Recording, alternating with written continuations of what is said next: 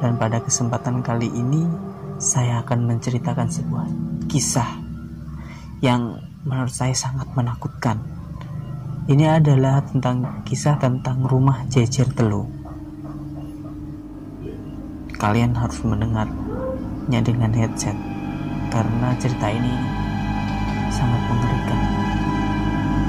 Oke, kita saksikan.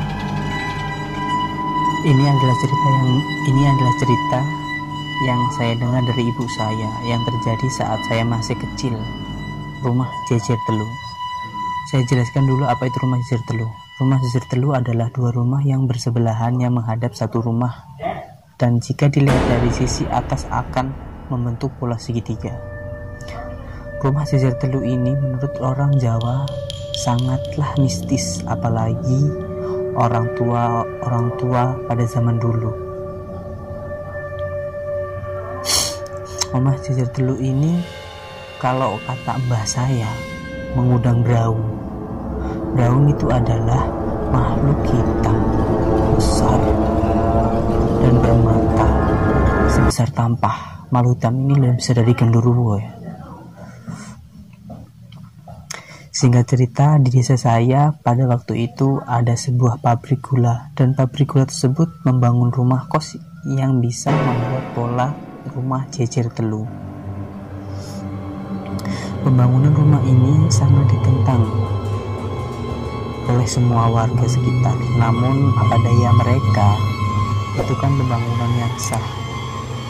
Walau bisa membuat pola jejer telu tetapi warga sekitar tidak bisa menentangnya.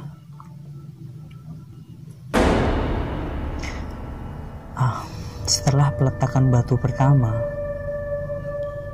rumah jejer telu ini sudah menjadi gosip yang sangat heboh di desa saya.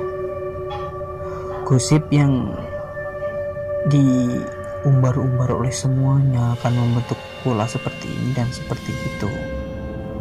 Tapi setelah peletakan batu pertama, Ibu Riswoyo yang sekitar umur 50 tahun, Ibu Riswoyo ini adalah pemilik salah satu rumah di rumah jejer telu ya. Dari jendela kamar Ibu Riswoyo ini terlihat jelas sekali pembangunan rumah jejer telu. Dan pada suatu malam itu Ibu Riswoyo mendengar suara tangis seorang wanita yang terseduh-seduh pada malam itu. Lalu Ibu Riswoyo ketakutan dan langsung menuju kamar anaknya. Ibu Riswoyo ini tinggal bertiga bersama anak dan cucunya, dan suami dari anaknya Ibu Riswoyo ini kerja di luar kota.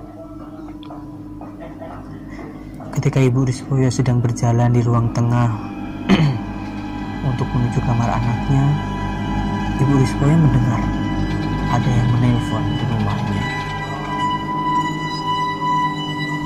Ibu Riswoyo kaget dan takut. Siapa yang menelpon malam-malam seperti ini? Ucap dalam hati Ibu Riswoyo. Tapi Ibu Riswoyo ingin mengangkat telepon itu karena ditakutkan itu adalah telepon dari suami.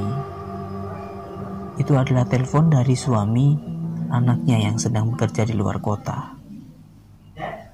Dengan ragu, Ibu Riswoyo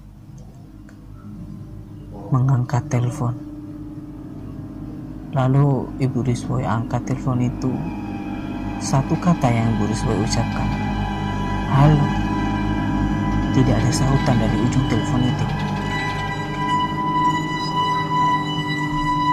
Lalu Ibu Riswoyo menunggu lama, tidak ada jawaban, dan Ibu Riswoyo ingin menutup telepon itu. Ketika Ibu Riswoyo ingin menutup telepon, terdengar suara wanita menangis. Lalu Ibu Riswoyo bertanya, "Niki sinten? Ini siapa?"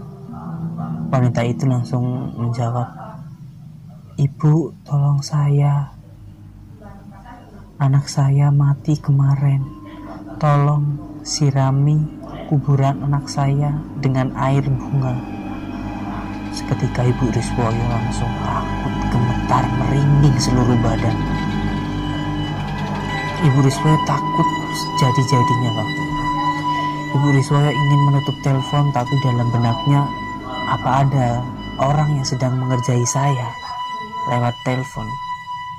Tapi siapa yang jahil seperti ini? Ibu Riswoyo lalu menutup telepon dengan rasa takut dan langsung berjalan menuju kamar anaknya. Ketika Ibu Riswoyo sedang berjalan, ada yang menelpon kembali. Tilililit, begitu kira-kiranya suara berdering telepon pada masa itu. Lalu entah apa yang ada di pikiran Ibu Riswoyo langsung mengangkat telepon itu. Seperti awal tadi, Ibu Riswoyo tidak mendengar suara apapun, hening di dalam telepon itu. Ibu Riswoyo langsung berkata, "Halo, ini siapa? Sebenarnya apa yang Anda mau? Kenapa Anda mengerjai saya?" ucap Ibu Riswoyo dengan sedikit membentak dan rasa takut. Ketika Ibu Riswoyo ingin menutup telepon, terdengar suara pelan dari ujung telepon seperti ini. "Ibu, sekarang saya ada di samping Ibu." Dengan gemetar Ibu langsung menengok ke kanan, menengok ke kiri, tidak ada siapapun. Lalu Ibu Riswoyo ini melihat ke sekeliling rumah, ke sekeliling ruangan, dilihat siapa. Lalu dari kejauhan ada sesosok wanita yang sedang menggendong bayi. Seperti menggendong bayi wanita itu dengan tawanya yang khas, tawa yang sederhana namun menakutkan. Dengan tawa yang menyeringai tersebut, Ibu Riswoyo langsung berteriak sejadi-jadinya. Takut sekali Ibu Riswoyo pada malam itu. Ibu Riswoyo langsung menjerit sampai anaknya terbangun dan anaknya keluar dari kamar. Lalu anaknya bertanya kepada ibu, "Ada apa, Ibu?" Lalu Ibu Riswoyo hanya bisa terdiam. Ibu Riswoyo tidak bisa mengucapkan suatu kata apapun. Ibu Riswoyo ketakutan, seperti orang yang linglung. Tidak. Ibu Riswoyo cuma bisa diam dan diam. Seperti orang stres. Keesokan harinya, Ibu Riswoyo sudah lebih baik. Ibu Riswoyo bisa berbicara.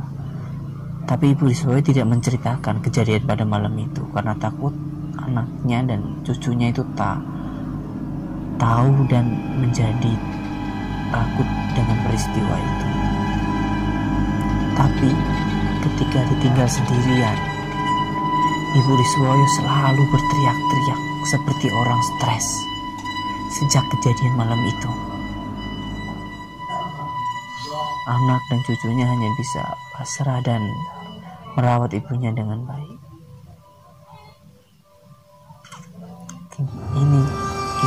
Ini adalah kisah cerita tentang rumah jejer telur. Ya, selanjutnya akan saya lanjutkan lagi di part 2 rumah jejer telur. Dan tentunya ceritanya akan lebih seram lagi dan lebih menakutkan. Karena kejadian yang satunya itu akan dialami oleh Pak Ageng, pemilik rumah dari salah satu jejer telur. Rumahnya itu di depan rumah Ibu Riswoyo. Pak Ageng ini memasuki rumah jejer telur.